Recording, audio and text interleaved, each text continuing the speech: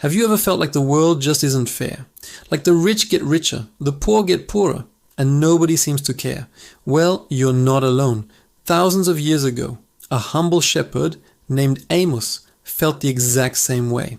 And his message, found in the Old Testament book named after him, is just as powerful and relevant today as it was back then. So, who was this guy, Amos? He wasn't a priest or a prophet from a long line of prophets. He was a shepherd, a farmer from a small town called Tekoa. God called him to leave his flock and deliver a tough message to the northern kingdom of Israel. At the time, Israel was experiencing a period of incredible prosperity. They were wealthy, their military was strong, and life seemed pretty good on the surface. But underneath all that glitter, there was a deep, dark rot. Amos arrives in the bustling city of Samaria, and what he sees shocks him. He sees the wealthy elite living in luxurious homes, lounging on ivory beds and throwing lavish parties. But their wealth was built on the backs of the poor. They were cheating people in the marketplace, using dishonest scales to rip off their customers. The legal system was corrupt. Judges were taking bribes, so if you were poor, you had no chance of getting a fair trial.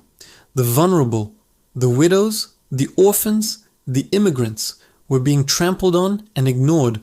And the worst part? They thought they were right with God. They were still going to the temple, offering sacrifices and singing hymns. They were putting on a big show of being religious, but their hearts were far from God. They were practicing a religion that was completely disconnected from their daily lives. This is where Amos drops his bombshell. He speaks for God, saying, I despise your religious festivals. Your assemblies are a stench to me. Even though you bring me burnt offerings and grain offerings, I will not accept them. Imagine hearing that. All their religious activities, the very things they thought were pleasing God, were actually offensive to him. Why?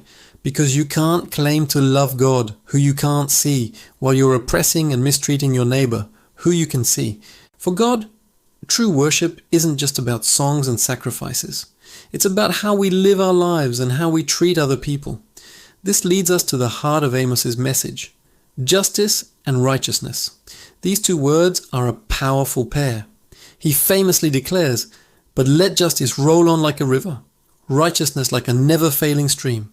Let's break that down. Justice in Hebrew is mishpat. It's about more than just legal proceedings.